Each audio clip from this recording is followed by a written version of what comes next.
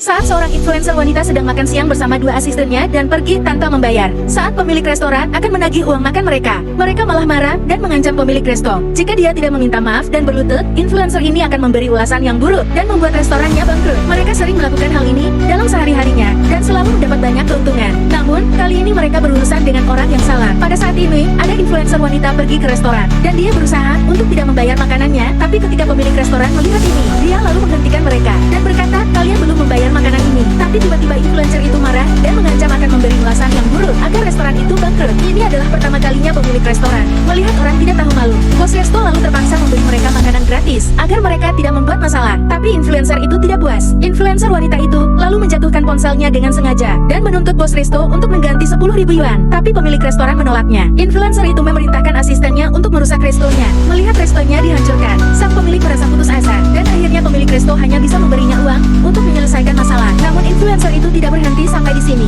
Influencer baru saja melihat pelanggan makan mie daging dengan harga 5 yuan, padahal di menu tertulis 10 yuan. Dia lalu curiga pemilik resto bertindak tidak adil karena meminta bayaran dengan harga yang lebih tinggi pada influencer dan asistennya. Tapi apa yang mereka tidak tahu, bos resto ini telah menjual mie daging selama 30 tahun dengan harga setengahnya untuk para buruh. Namun influencer itu menuduh restoran itu kotor dan tidak higienis, membuat penonton menjadi marah. Mereka lalu membagikan siaran langsung itu. Penonton ada juga yang menyuruhnya untuk menghancurkan restoran itu. Pemilik resto yang putus asa, dia menjelaskan bahwa dia menjualnya dengan harga terjangkau dan juga sudah memasang pengumuman untuk makanan murah ini. Tapi ketika influencer itu melihat pengumuman, dia sama sekali tidak percaya dan terus menuduh pemilik restoran menggunakan trik dan terus menyebarkan kebohongan bahwa pemilik resto menutupi pengumuman itu untuk menipu pelanggan baru dengan menjualnya seharga 10 yuan dan asistennya mengecam bos resto sebagai pedagang curang. Influencer wanita itu yang melihat banyak orang menonton siaran langsungnya, dia lalu berkata, "Semua orang di internet sudah tahu kalau restoran ini curang. Harga menu di resto ini tidak jelas, mungkin akan berdampak pada putranya." Mendengar ini, bos resto menjadi panik. Dia khawatir pada putranya yang sedang merintis usaha akan mendapatkan dampak yang buruk.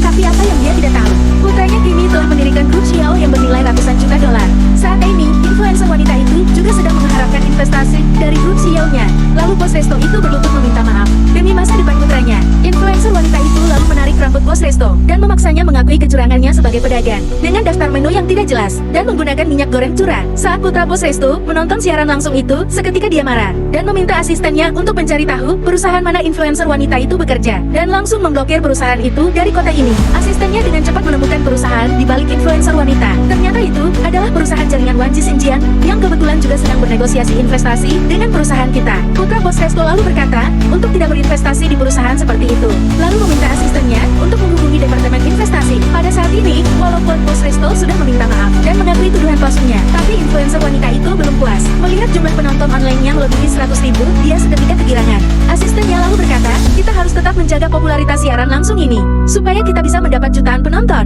Untuk tetap menjaga popularitasnya, influencer wanita itu lalu berkata pada penonton untuk mencari tahu siapa anak dari bos resto ini, supaya toko anaknya juga terpapar. Tapi apa yang wanita itu tidak sadari, bahwa dia akan membayar mahal untuk tindakannya ini.